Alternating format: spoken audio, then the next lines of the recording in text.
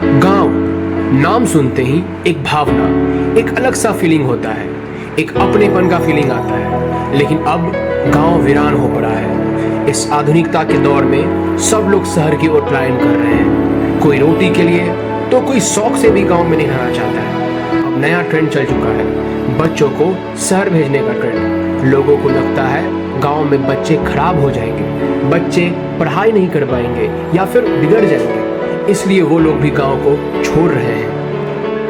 लेकिन वो भी क्या दिन थे जब पूरा गांव भरा रहता था। ऐसा लगता था जैसे कोई मेला लगा हो। बच्चे सब कहीं टायर लेकर दौड़ रहे हैं, कोई कंचा खेल रहा है, कोई कबड्डी तो कोई छुपन छुपाई खेल रहा है। मानो आजकल के बच्चों को मोबाइल ही उनका दुनिया है, इसलिए उनका शरीर का विकास अच्छे से नहीं हो रहा है। गांव के बच्चे तो दूध दही खा के एकदम पहलवान बनते फिरते थे।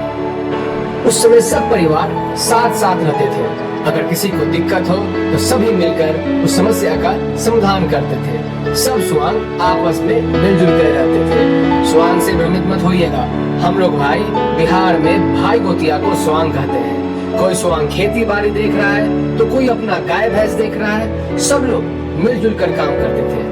जब शाम और रात का समय होता था तब गांव और टोला के लोग और सब भाई साथ में बैठकर मंदिर या दलान में हरि कीर्तन और गवनई देना चालू करते थे। मानो दिन का सारा थकान रात को खत्म। कभी फागुन में फगुआ होता था तो कभी चैत में चैता चल रहा है। लेकिन अब का बात करें तो बात बात पर झगड़ा और फिर तुरंत भाई भाई में बंटवारा हो जाता है और लोग अब अकेले रहना पसंद करते हैं। अगर थोड़ा सा भी आपका विवाद मियां बीवी में हो तो कोई समझने वाला नहीं और फिर मामला तलाक तक पहुंच जाएगा। और ये ट्रेंड अपने भारत जैसे देश में बढ़ता ही जा रहा है, जहां हम लोग बात करते हैं सनातन धर्म की, जहां रिश्ते साथ साथ जन्म निभाए जाते हैं। यही हमारी संस्कृति है और इसको लोग छोड़ते जा रहे हैं। बात मैनेजमेंट की करें तो उसमें भी वो लोग आगे थे। अभी हम लोग सुनते रहते हैं कि तनख्वाह आते ही तुरंत खत्म हो जाता है, पता ही नहीं चलता। लेकिन उस समय के बाबा दादा, उनका प्रबंधन ऐसा था कि उस समय बहुत कम पैसे में बहुत अच्छे से अतिथि सत्कार कर लेते थे, नेवता पानी भी कर लेते थे और बेटी बहन की शादी भी कर लेते थे और कुछ कट्ठा बीघा खेत भी खरीद लेते थे।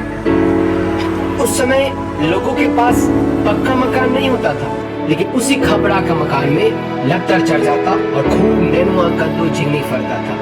लोगों को सब्जी खरीदने का टेंशन ही नहीं। अब तो लोग 2 BHK के मकान में घुटन का पौधा लगा है तो उनको तो सालों सब्जी खरीदना ही पड़ेगा।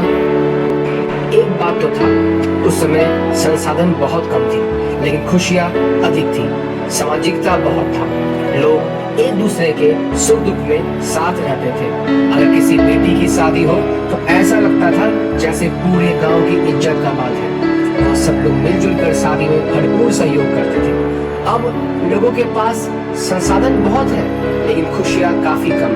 लोगों के पास टाइम नहीं है अपनों से बात करने का, इसलिए सब कुछ रहने के बाद भी लोग आत्महत्या कर रहे हैं और डिप्रेशन में जा रहे हैं।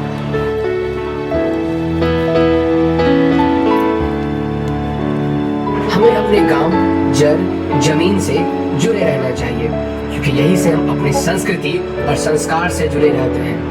मैं ये नहीं कह रहा हूँ कि लोग अपने काम को छोड़कर अपने गांव आ जाएं, लेकिन साल में 1 या 2 बार तो अपने गांव जन्मभूमि पर आ ही सकते हैं। इससे कम आप अपने संस्कार और संस्कृति को नहीं भूलेंगे और गांव समाज से भी जुड़े रहेंगे।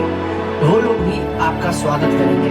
महात्मा गांधी ने सच ही कहा था कि भारत की आत्मा गांव में बसती है क्योंकि गांव में ही संस्कृति फलती फूलती है। इसलिए हम कह रहे हैं, एक बार तो गांव आओ और अपना टूटा हुआ मकान आपको पुकार रहा है। वो इमली की पेड़ और गुरैया स्थान आपको पुकारता है।